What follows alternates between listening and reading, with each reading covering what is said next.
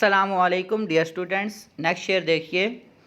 پرستش کی یہاں تک کہ اے بت تجھے نظر میں سبھوں کی خدا کر چلے۔ سب سے پہلے اس کی لغت دیکھتے ہیں۔ پرستش اس کا مطلب ہوتا ہے پوجا کرنا، عبادت کرنا۔ بت اس سے مراد محبوب ہے یا صنم۔ سبھوں یہ متروک لفظ ہے، اب اردو میں استعمال نہیں ہوتا اور اس سے مراد ہے سب لوگ۔ اب دیکھتے ہیں بیٹا اس شعر کے مفہوم کو۔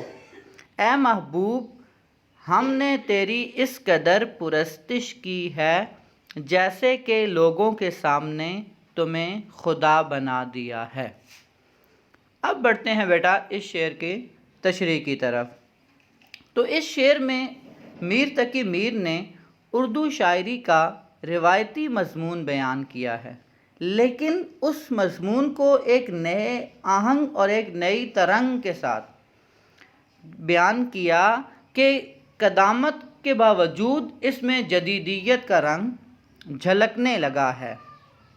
محبوب سے محبت کا دعویٰ تو ہر کوئی کرتا ہے، اور ہر کوئی یہ دعویٰ بھی کرتا ہے کہ وہ محبوب کے لیے تمام تر قربانیاں دینے سے دریغ نہیں کرے گا، اور محبت کا تقاضا بھی یہی ہے کہ محبت قربانی مانگتی ہے، جیسا کہ شاعر نے بھی کہا تھا کہ یہ عشق نہیں آساں، بس اتنا سمجھ لیجئے ایک آگ کا دریا ہے اور ڈوب کے جانا ہے۔ شاعر یا عاشق جب کسی سے محبت کرتا ہے تو اس محبت میں بیٹا کوئی لالچ نہیں ہوتی، اور بعض اوقات یہ محبت پرستش کی حد تک پہنچ جاتی ہے۔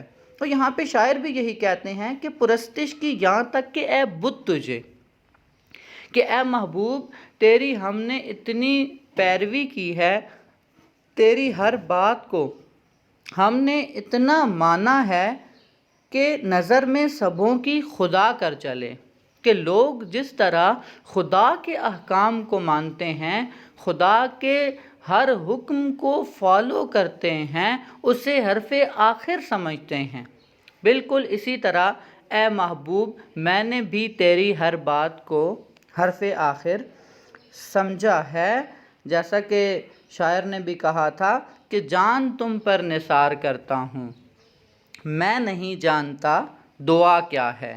تو اب ایک اور یہاں پہ لفظ کے نظر پرستش کی یہاں تک کہ اے بت تجھے، تو بت سے مراد یہاں پہ صنم ہے، محبوب ہے، اور بت یا صنم کا لفظ جو محبوب کے لیے بولا جاتا ہے وہ اسی لیے بولا جاتا ہے کہ جس طرح بت کلام نہیں کرتا، اسی طرح بالکل محبوب بھی تمام تر عاشق کے عشق کے باوجود، عاشق کی محبت کے باوجود اس کا کبھی بھی جواب نہیں دیتا، تو اسی لیے اسے بت سے تعبیر کیا ہے۔